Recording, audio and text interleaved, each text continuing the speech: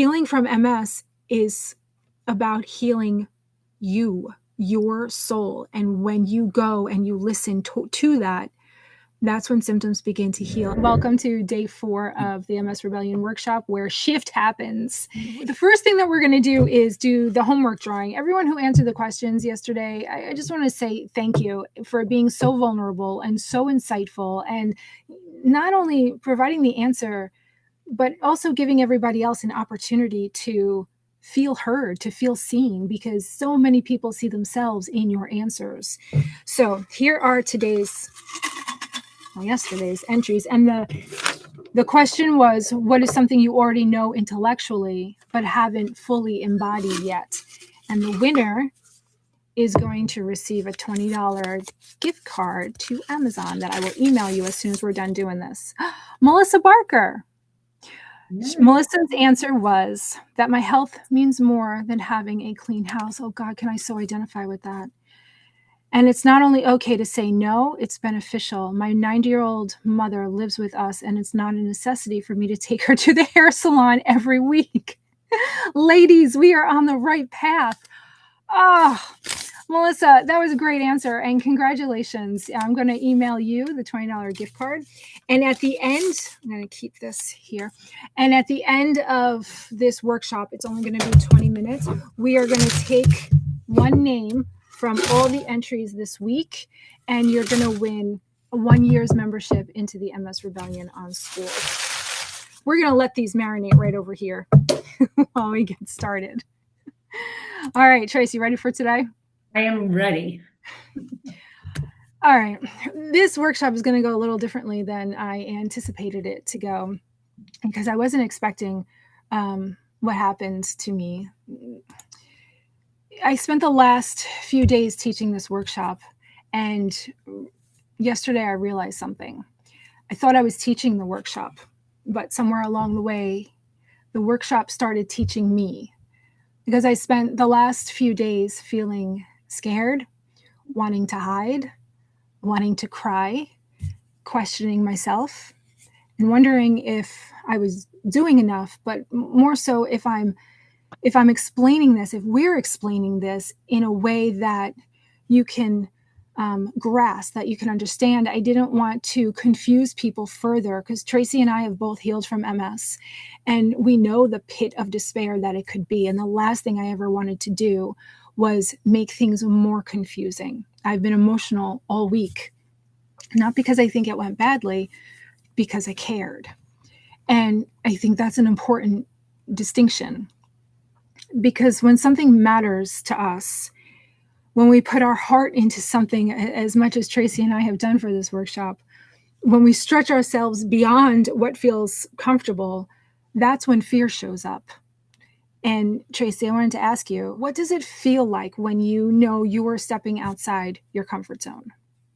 It is a mixture. Well, now it's a mixture between discomfort, nervous anxiety, and a touch of fear, but also like excited. There's like this, there is this excited anxiousness I go through when I'm stretching. Excited anxiousness. That's a good way to put it. I know that's not really a word, anxiousness, but that's exactly how I feel. It's like I get the butterflies. I kind of I can feel like myself kind of closing in a little bit, but I'm like, just breathe. We got this, right? And sometimes it's something stupid like going live on Facebook, which I've done a million times, but sometimes I still get like nervous about it. Or it could be something, even bigger. And so yeah, it's that nervous anxiousness. Now, this leads me to the next question, because I'm watching it happen in myself. When you were stuck in symptoms and sick and life was hard, was that fear the same feeling, and did you just interpret it differently? I don't feel like it was exactly the same, because it was more of, it was new. So I didn't have like the wisdom, the experience to know that going outside of my comfort zone, I'm not going to die. I'm going to be okay. That was like this unwise, again, not a word, but unwise step that I was taking into the unknown, that I really didn't know much. But now having a lot more experience, those steps I know are just steps on the journey. I didn't realize before it was like part of the journey. It's just part of the experience you have to go through. There's no failing. You're just trying things and seeing how they work out. And either they work out and you keep going, or they don't and you stop. Before it was just all steps. I had no idea what I was doing. So anytime you felt the fear, it just stopped us completely. Yeah. And I wanted to drive that point home because fear never stops showing up. The fear isn't proof that I shouldn't do anything. The fear is proof that I'm growing, I'm expanding. And I know some of you needed to hear that because you spent the entire healing journey believing that fear means stop, don't go forward. So when we look at what we talked about this week, day one, the body that won't heal, and why that makes sense. Why? Because the body is living in survival mode. It's responding, it's adapting, it's trying to protect you. There's nothing wrong with your body. It's doing exactly what it believes it needs to do to keep you safe. On day two, we talked about the lie of pushing through and the cost of ignoring your body. Why? Because pushing through doesn't create safety. The body interprets pushing as more threat, more pressure, more bracing, more survival. And eventually the body stops whispering and starts screaming. And that's when symptoms show up. And then on day three, knowing isn't healing. Why? Because healing happens when the knowledge becomes behavior. Most women already know more than they think, evident on the homework questions. They know more than they think. They know they need boundaries, rest, support. They know how much stress matters. They know their body is communicating with them. The problem isn't the information. The problem is the implementation. The problem is embodiment, the lack of taking action. And on day four, we're talking about the shift. Where is the shift? What is the shift? Well, it's not when fear disappears, and it's not when confidence just magically arrives at your front door. It's not when symptoms begin to vanish. I used to think that's when the shift happens, when symptoms start to disappear. But the shift happens when you stop waiting to feel ready. The shift happens when you act before you're ready. Tracy, what do you think the difference is between someone who just keeps gathering information and someone who finally starts changing? Action and intention. Just actually taking the steps and not worrying about the outcome, not attaching to what could, go wrong. It's the actual steps, and you just stop talking about it and just do it. And the reason why I think that we can answer this so quickly and so clearly, it's not just our own journey of remembering what fear used to do to us and what actually began the process of getting rid of symptoms. We can remember it, who we were then, and we can remember and we know who we are now. Working with all of the clients, the hundreds of people that we have worked with, thousands between the two of us, we can see when the walking begins to happen. We can see when the symptoms begin to fade. It's not when we focus on that symptom and what we need to do to get rid of it. It's when we're focusing on her, when we're focusing on what brings her joy, what brings her sadness, what is the version of her that lights her up. Just recently, my most recent story of this is when one of the clients said, I can't believe I just did that. I spent the entire weekend with the girls. We were drinking double vodkas. We had such a great time. My focus wasn't on anything in real life. It was the girls' weekend. It was awesome. She goes, I got home. She goes, and I walked up the stairs, foot after foot after foot. She goes, I haven't done that in years. And then I brought it back for her and I said, and were you thinking about, I need to walk the whole weekend? She goes, I wasn't thinking about any of that. She goes, I was just having a great time. And then the walking happened. it's not, we have to focus on this symptom and focus on this symptoms. We have to focus on us. And that's when the symptoms fade. We think the shift happens when the confidence arrives. And Tracy, does the confidence ever arrive first before the action? Not at all. Not at all. No, you get the confidence from taking the action. The shift happens when we stop waiting for that confidence, because nobody feels ready. You think I would learn that and just know that? No, I'm learning it over and over and over again. And nobody feels ready, not me, not Tracy, and not the women who are now walking after years of not walking. No one felt ready. Friday before the workshop started, I started to feel it. My throat was hurting, real sore. I was feeling this anxious nervousness. I started questioning myself, all the content in the workshop. I'm like, that doesn't make sense, and that doesn't make sense. What if nobody comes? What if I mess up? What if I can't explain this in a way that they can understand and it just further confuses them? What if none of what I say lands?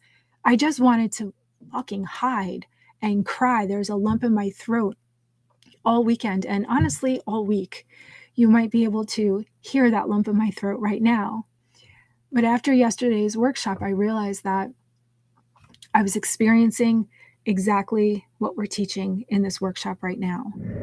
This is just what fucking growth feels like. It's awful, but it's the only way to expand. How do I want to say this? When did fear stop stopping you? When did you no longer go, uh-oh, fear, I better not do it?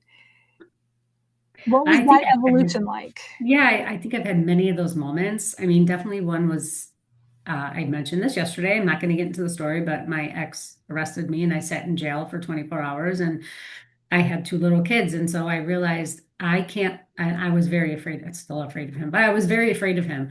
And so I couldn't let that fear stop me from being a mom. That not MS related, obviously, but it was a very big moment where I just realized if I let fear stop me, then I'm not doing what I am meant to do in this lifetime. I'm not fulfilling my purpose. And I have many purposes, one of them being a mom, and one of them helping other women heal from MS. And if I let fear stop me, everyone feels fear. So I might as well just do it anyways, because that fear is debilitating and it does not feel good to stew in it. To stew in it. God, I was so good at that. I just thought this was life and this is what everybody felt. And a lot of people do feel that. I didn't know what the steps were to take to get out of that. And that's why we do this, because I think that's what everyone needs to hear. The goal isn't to eliminate the fear. The goal is to stop translating or interpreting the fear as danger. Because fear just means you're outside your comfort zone. And if you're outside your comfort zone, that means you're expanding. That's where growth lives. If the shift doesn't happen when symptoms disappear, and the shift doesn't happen when confidence arrives, and the shift doesn't happen when you learn just one more thing, then where does it happen? The shift happens when you stop waiting and you take the imperfect, flawed, technically challenged action, whatever that looks like for you. When you stand up and you say, no, I don't want that actually. No, actually, this is what I want. This is what brings me joy. I do require a nap and I am going to take it. Judy, let me give a really quick example. I'm sure the very first time you tried cooking something, whether you still lived with your parents or not, you probably failed. Did you stop cooking or eating? No. Yeah, try it again. And and again, you didn't fail, but you learned something. You don't just stop whatever just because the first time it didn't go right. Like Janine said in the beginning of the week, you learn as you go. You have to keep putting one foot in front of the other and taking the lessons and trying something new or trying again, because you're not going to get it right the first time. Healing from MS does not require more information. It doesn't require the perfect regimen of supplements. It doesn't require that perfect protocol. Oh no, I ate gluten today, therefore I'm not going to be walking for the rest of my life.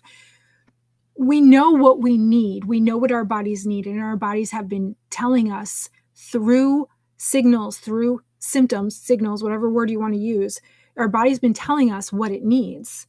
And the woman who needs, she knows she has to set boundaries, and she finally says no. That's what action looks like. Not when she goes, okay, I feel ready. No, I'm going to say no, even though I'm scared of the consequences. Healing from MS is about healing you, your soul. And when you go and you listen to that, that's when symptoms begin to heal. And that is the hardest work. I would much rather be told, take this many supplements at this time, eat this, don't eat that. I would much rather do that. But that's not what got us to heal. Well, let me ask everyone who's watching, and if you're watching the replay, let us know. But what's one thing you've known for a long time that you're finally ready to practice? Oh, it could be MS related or not. But what are you ready to practice? Speaking up, crocheting, I don't know, whatever it is. What are you finally ready to do for yourself?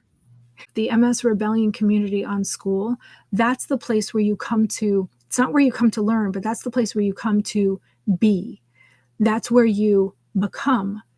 It's your practice ground, and the practice field is filled with women who are doing the same thing that you're doing. We're all feeling the fear and acting in spite of it. Sure, there's a ton of modules in there and guest speakers and all the things, but where the shift happens are on the group calls.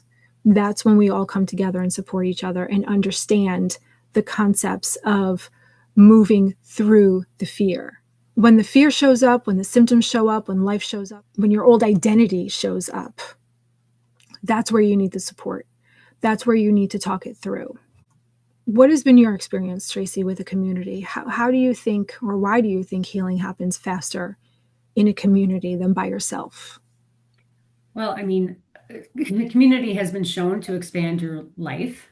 Community, social community is incredibly important for longevity.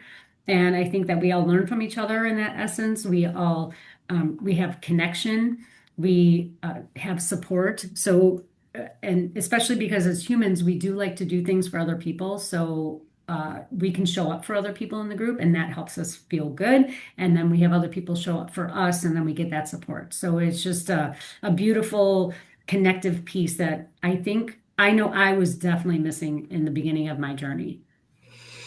I didn't know other women existed who were doing what I was doing. And that's exactly why this community exists, the MS Rebellion on School. Well, that's why we created it, because you get a chance to hear other people saying, oh my God, I'm in the same boat. I did the same thing. Holy shit, you took that risk too? I can't believe you did that. I think I'm going to try that.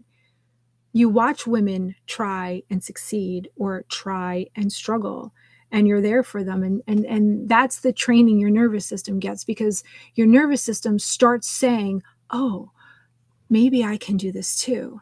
And then that gives you that little bit of, okay, let's try it, because you know you're safe.